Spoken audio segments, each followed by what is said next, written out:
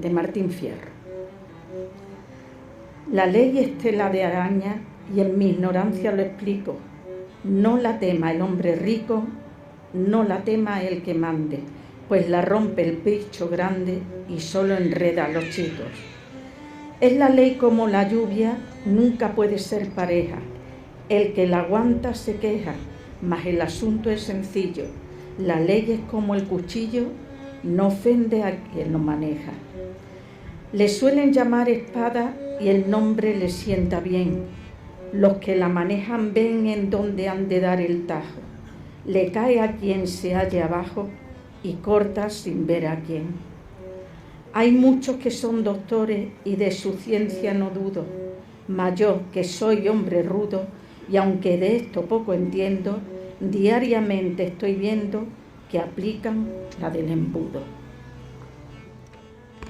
En recuerdo, allí reposa, a los pies del olivo, las cenidas difuntas de quien quiero y se ha ido. Allí susurra caminando en el viento un lamento profundo de porqués escondidos en las lágrimas huérfanas que seguirán su camino. Ahí me repite, cobarde, la muerte, te quedas ahí sola, me la llevé conmigo. Ya nada queda del pasado consumido, de los sueños forjados, de las ilusiones vencidas, y de mi futuro incierto yo regalo el recorrido. Familia, amigos, amigas, autoridades, siempre he mirado hacia adelante a pesar de los muros infranqueables de silencio que cayeron sobre esta tragedia desde el mismo momento que ocurrió. La cadena de pasos que se fue sucediendo, en algunos casos con la lentitud exasperante de la justicia que lo tuvo fácil. Habían muerto 154 personas y lesionados 18 que sobrevivieron, pero no era suficiente para haber abordado con recursos propios una investigación técnica independiente que no fuera la de la CIAC.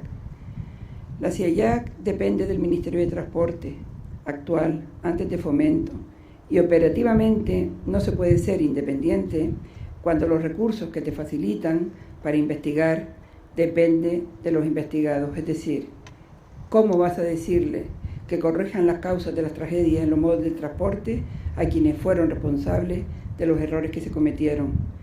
A quienes conocían el fallo sistémico del que habla el dictamen de la Comisión del Congreso y no hicieron nada por evitarlo. Mucho más de lo que puedan imaginarse, costó lograr que se formalizara la Comisión de Investigación del Congreso, pero su dictamen final valió la pena, porque resume la verdad que no nos han dejado probar en sede judicial y ha impedido depurar responsabilidades penales. La impunidad no es garantía de nada, porque lo que hoy está cerrado con hormigón, mañana puede hacerse pedazos, y eso no es una advertencia, por el contrario, es ley de vida que puede hacerse realidad. Esos pasos se fueron dando mientras nosotros éramos incapaces de seguir viviendo. Parecía más propio de una película de terror si no fuera por el dramatismo que encierran la desaparición por fallecimiento trágico de 154 personas y lesiones en 18, que nunca podrán olvidar lo que vivieron aquel 20 de agosto. El siguiente paso al de la justicia era la versión oficial de las causas de la catástrofe del vuelo JK 5022. Tampoco podemos decir que se diera mucha prisa. El anexo 13 de la OASI recomienda que para que un informe final de un siniestro aéreo sea efectivo y cumpla con su finalidad de corregir las causas en el sistema de la aviación civil que lo provocaron, debe publicarse en el plazo de 1 año. Pues bien, la CIAC tardó nada menos que 3 en publicarlo y reconocer su incapacidad para descubrir por qué falló el relé del M82 siniestrado, dejando un reguero de dudas, tal vez intencionadas, para ocultar la verdad en 308 páginas del informe final, que son la viva muestra de su ineptitud, porque para declarar a los pilotos fallecidos responsables solo necesitaron 3 líneas.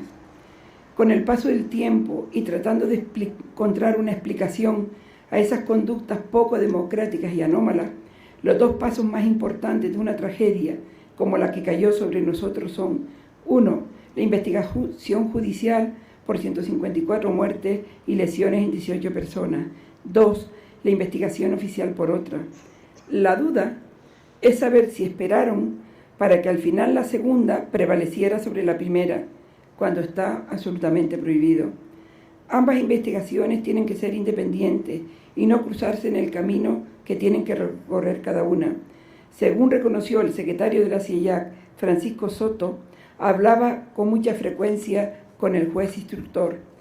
Da la sensación que el motivo de estas charlas era tratar de influir para que la instrucción judicial acabara como la oficial, sin responsables penales y derivando la culpabilidad a los pilotos fallecidos. Y vaya si lo consiguieron. Nos robaron la justicia, que era el bálsamo que necesitábamos para calmar nuestras heridas que nunca se cerrarán. 10 años más tarde, en 2018, un rosario de comparecencias en la Comisión de Investigación del Congreso identifica a los responsables de la cadena de errores que condujeron a la tragedia del vuelo JK 5022. También se reconoció la incapacidad de la CIEJAC para hacer ese informe final que señala a los pilotos como responsables. Los muertos no hablan y tampoco tienen quien los defiendan, porque la ley del silencio es el refugio de aquellos que piensan que a ellos nunca les va a pasar. Allí nos enteramos quiénes fueron las 3 personas que leyeron la lista de los 20 supervivientes.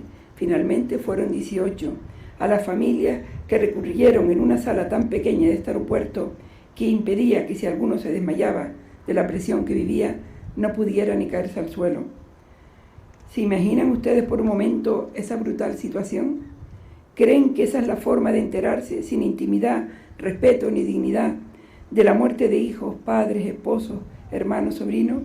Según declaró el entonces director general de Aviación Civil en la citada comisión, no creía que los accidentes tuvieran víctimas.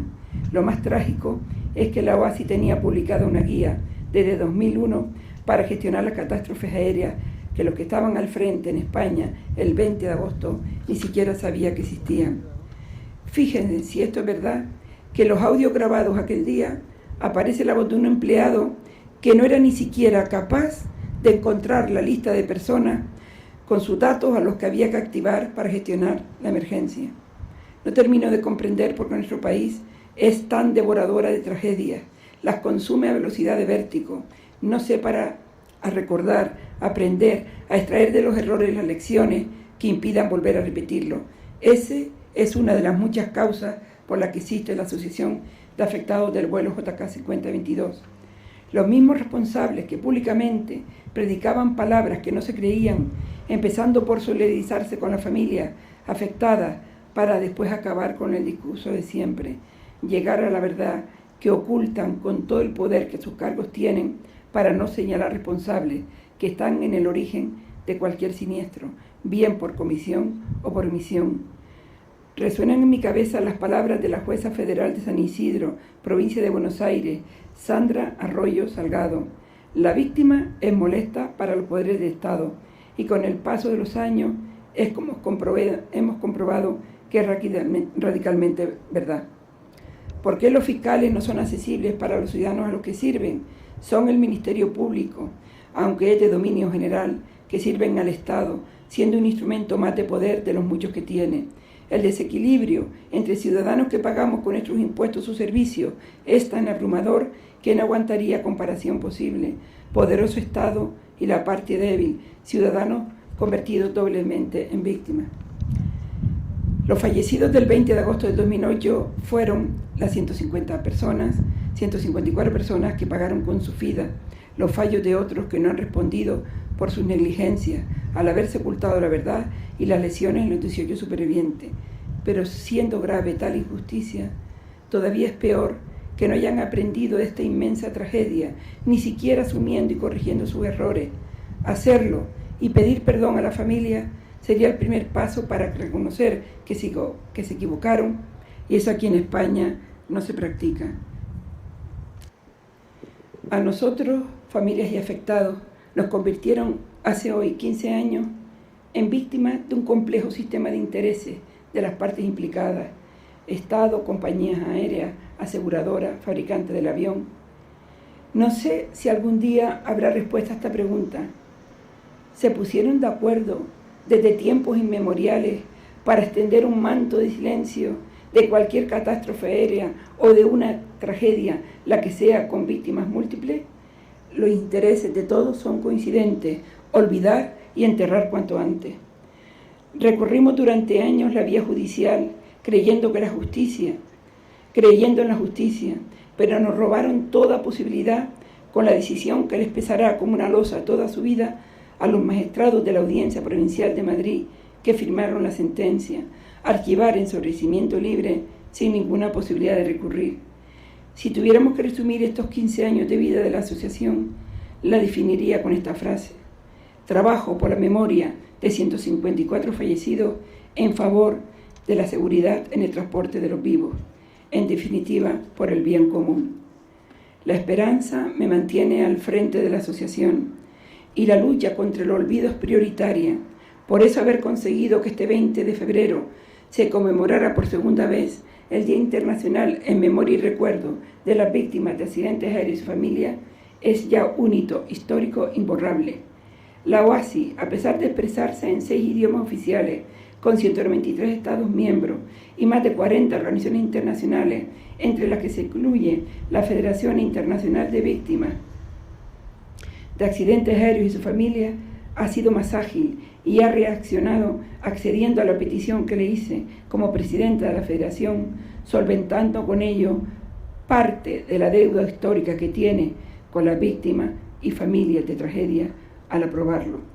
No sé si algún día se conseguirá que este 20 de agosto, de facto lo es, aunque no oficialmente, sea declarado Día Nacional de las Víctimas de Tragedias Aéreas y sus familias, porque en España, buscando una explicación, creo que no quieren ni recordar ni que se les recuerde lo que pasó en este aeropuerto hace 15 años.